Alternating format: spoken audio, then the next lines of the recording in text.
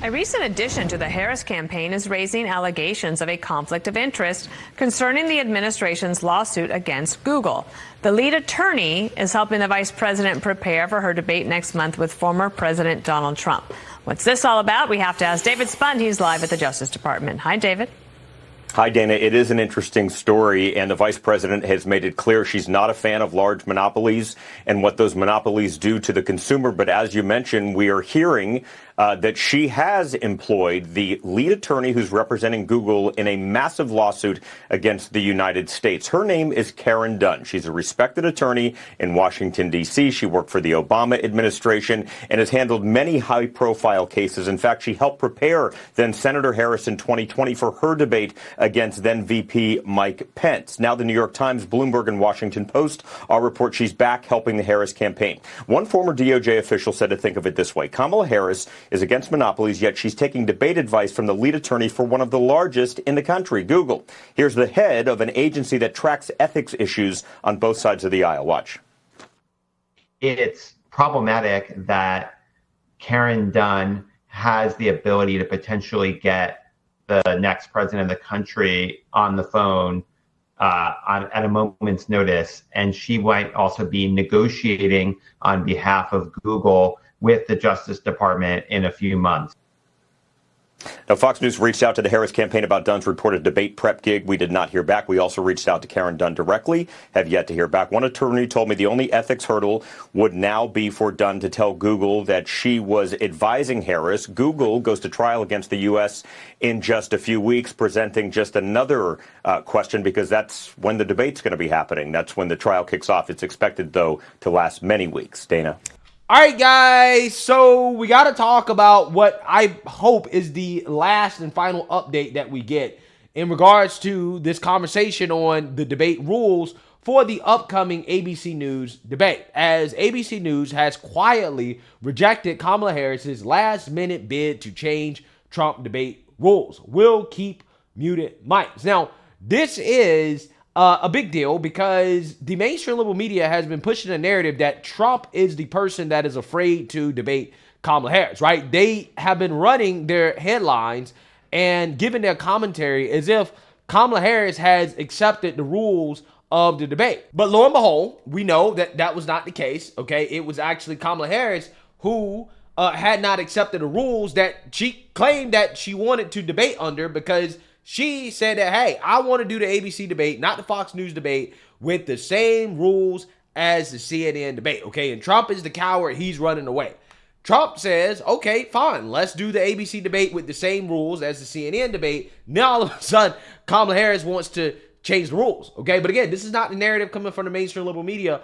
Although Kamala Harris wanted to change the rules in ways that would rig the debate in her favor, even more so than it already is, because it's on ABC News. We already know that it's rigged, okay? It's rigged against Trump, but she wanted to sit down so that she doesn't look weak compared to Trump on stage, okay? She wanted a cheat sheet, okay, so that she wouldn't forget her talking points that her handlers have given her before the debate.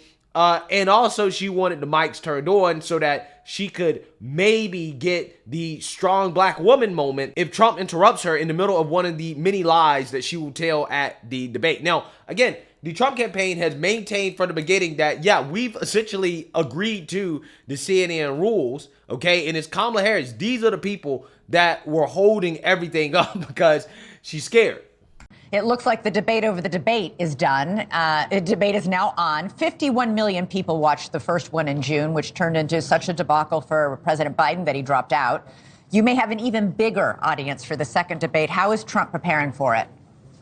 Look, Donald Trump is a big game player. This guy rises to the occasion every single time. I remember in the 2016 campaign, the first time he ever stepped on a debate stage with all of those Republicans on there. He'd never debated, and he won the debate in overwhelming fashion. And then when he had to debate Hillary Clinton, again, had never done a one-on-one debate against someone who the media told us was the most qualified candidate to ever run for presidency. And so he beat her in those debates. And then what do we see from a man who had to debate someone who's been in elective office for half a decade, half a century, 50 plus years? He destroyed Joe Biden. And only because of Donald Trump's successful debate performance did the American people finally see the cognitive decline that most of the White House press corps has been lying to us about for the last 4 years? Kamala Harris has clearly been lying about it. So I am so confident of his success going into this debate in early September that, as you know, the Kamala Harris campaign wanted to be able to sit down so she could be on equal footing. She didn't want to have to stand at the podium. It is true. She said, I want to bring notes. She said, we want to have live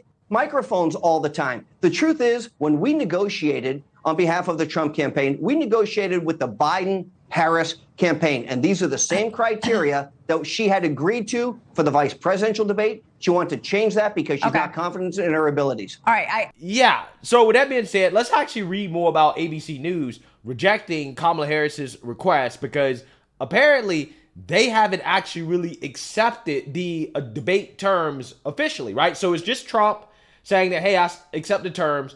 ABC News is saying we're not changing the terms. And Kamala Harris, her campaign is still kind of, out in limbo, not really saying anything, while at the same time claiming that it is Trump who doesn't want to debate. Now, I find it fascinating how the mainstream media is not calling out Kamala Harris for this clear case of cowardice, right? This is her trying to get out of the debate. But again, because Trump already accepted the rules to the debate, remaining the same as the CNN debate, he's checkmated her, because now she can't actually pull out the debate anymore without looking like a massive coward. I mean, she already looks like that, but again, it will look so bad that she can't even deny it, especially considering how, again, ABC News has rejected her request to change the rules. So let's read here. ABC News has declined to adopt Vice President Kamala Harris's request to have wholly unmuted microphones during her September 10th debate with former President Donald Trump after days of wrangling over what Republicans viewed as Democratic attempts to lay a trap for the GOP nominee.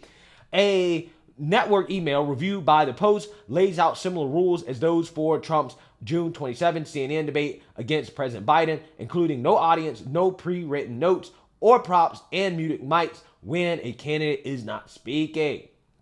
Trump and Harris will be standing on stage and will only be allowed to have a pen, a pad of paper, and a bottle of water. The Republican campaign had insisted the debate, set to be held at Philadelphia's National Constitution Center, followed the same rules as the June showdown with Biden. Now, I personally think that this format works out in Trump's best interest, okay? And he may not believe that. He may believe that he can beat Kamala Harris either way, which I believe that he can. I just think that it is more likely that he will do better in this format because it will incentivize Trump to be very concise and to stay on message, which is what he did during the debate with Joe Biden. And I think that's part of the reason why Joe Biden exposed himself, is because Trump was not talking too much or saying too much. He was giving Joe Biden a chance to talk. And the obvious strategy against Joe Biden was to let him talk enough that he will sink himself. Same thing with Kamala Harris. She's going to come into this debate rusty because she's not doing any interviews. Okay, she's not facing any adversity. She's going to be extremely rusty, right? So letting her talk for as long as possible, as much as possible, should be the goal, right? Joe Biden and Kamala Harris, they're the same candidate in the sense that the more you let them talk, the more that they expose themselves, and the better chance that you're going to have of winning the debate, okay? So I think this is why the Trump team is insistent on keeping the rules the same, the CNN rules the same. Now, again, this kind of backfired on Kamala Harris because Trump was the one initially like, okay, I didn't really agree to this debate with you. I agreed to the debate with Joe Biden, but Kamala Harris, because she was so concerned about having the debate on a rigged platform where she has home field advantage, she tried to force Trump into accepting the ABC debate under the same rules as Joe Biden. And then she realized that, oh, wait, hold on. These rules don't actually really benefit me. I got the same issues that Joe Biden has, right? So now she's trying to change it. Again, it totally backfired. She should have negotiated new debate terms with President Trump in an honest way, but because they didn't do that, right, they decided to be dishonest and to pretend as if Trump agreeing to debate Joe Biden is the same thing as him agreeing to debate Kamala Harris. Now they're stuck, right? They're stuck in a debate format that they don't want. Again, this is hilarious. However, Harris's team claimed Monday that they wanted both candidates' mics on for the entire 90-minute showdown. A top Trump ally said ABC News had informed both campaigns in writing last week that it would employ the CNN rules, and both had confirmed that September 10th was a go.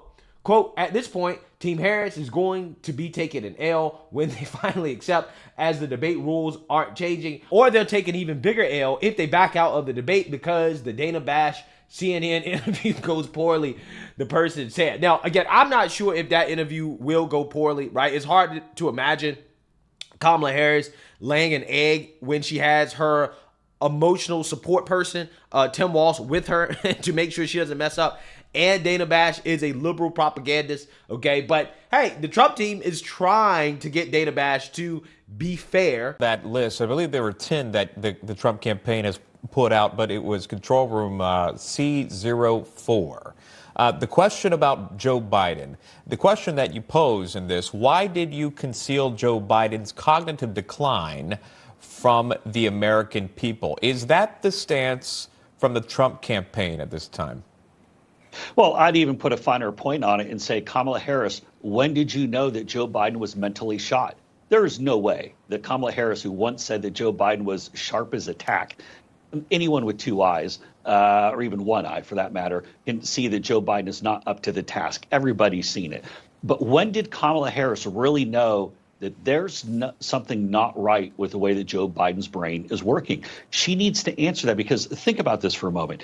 If she was willing to look in the eyes of the American people and lie to them for years saying that Joe Biden was okay, then she should have said something. And this was 25th Amendment time. These are some real crises. And also, too, there's responsibility from Kamala Harris when she was the last one in the room when that decision with withdrawing from Afghanistan was made, the disastrous decision where it took the troops out first and, of course, led to the 13 service members at Abbey Gate being killed. Does Kamala Harris still think that was a smart move? But with Biden, she can't say that she's all about the future when, again, she's the one who created the current nightmare. That's on Kamala Harris. Okay, but if there's any indication from the mainstream media and their interviews with the Trump team this morning, that interview definitely is going to be a softball, because they won't even admit that Kamala Harris was the border czar. Thanks so much for being with us. So how do you explain now that Vice President Harris is seen as perhaps the candidate of change?